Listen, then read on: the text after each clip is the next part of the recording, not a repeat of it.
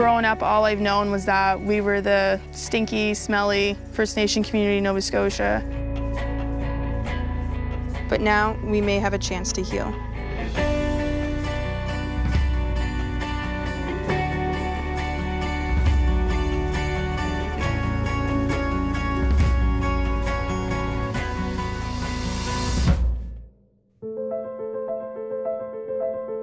There's a lot of plans in place for when Boat Harbour closes on January 31st, 2020. Working within the project, I see what's going on in the inside. Just picture it after cleanup. Right now, we're using just 1/6 of all the lands That we own. Everything that you see right here will all be turned into reserve land. We'll have more land and more opportunities to grow economically. I feel like I was meant to have this position to have a better understanding of everything that's going on and to relay that information to the community. We just finished pilot scale testing where they were testing the best way to clean up Boat Harbour. We're in a federal environmental assessment process. They're going over the plan that the engineering company has proposed. There's a twinge of hopefulness when I see it and I hear it. But there's always that, What if? the history. You know, sure, time heals, but not for me. I don't have that time. To hear how they don't believe that it is going to happen, it's kind of hard because I don't think we'll ever fully understand what the elders been through.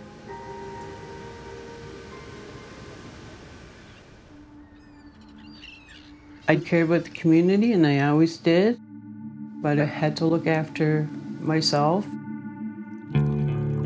As time went on, the smell was so bad that I would be nauseated, headaches, so I moved away. But it's hard to leave a community that you were born and raised in. I was away for almost 40 years. When I moved away, that wasn't the plan. I was a Porsche mechanic. That's my car. That's on racetrack. We're just fooling around. I was so busy loving what I was doing. Nothing else mattered. I was good at it. Other mechanics, when they rebuilt the engines, all they did was take it apart. Whatever was needed, put it back together.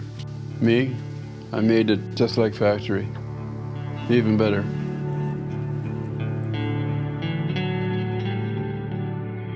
I say, couldn't make it any better than it was.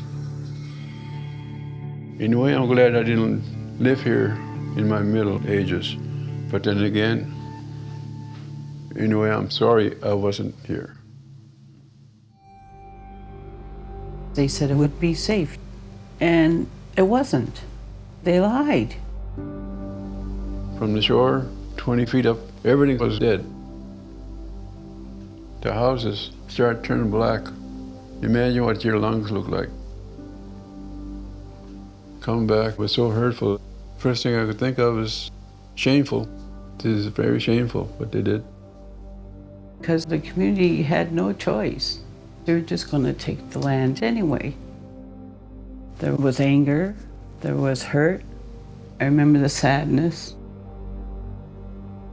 My dad was chief at the time, and that was the first time I saw my dad cry. And of course I cried with him.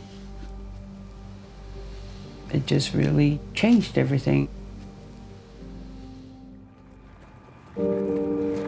I never realized like the amount of loss we experienced just from losing Osage. It was our resource. That's where we got our supper. That's where everybody went to gather. That's where the connection was. I just feel like I missed out on a lot of things culturally.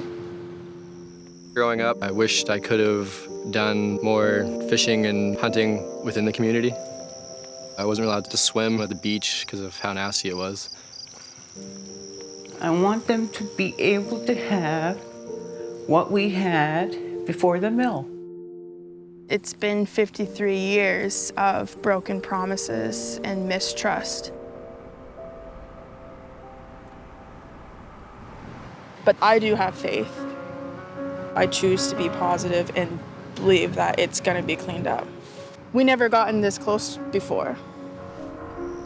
Before, I thought the whole ground was contaminated, but it's only like a black sludge layer that's contaminated. For my summer job, we're taking cores of the pre-industrial sediment from the bottom of Boat Harbour and growing stuff in Yellow grow. So far, the results are really good.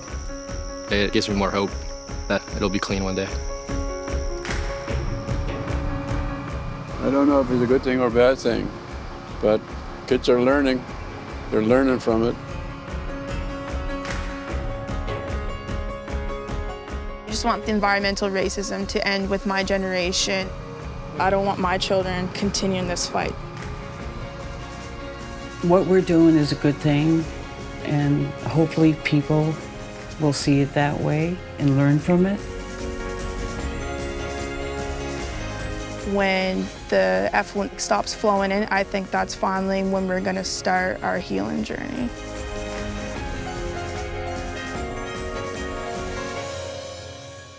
Maulugadine Wamadu Gasek.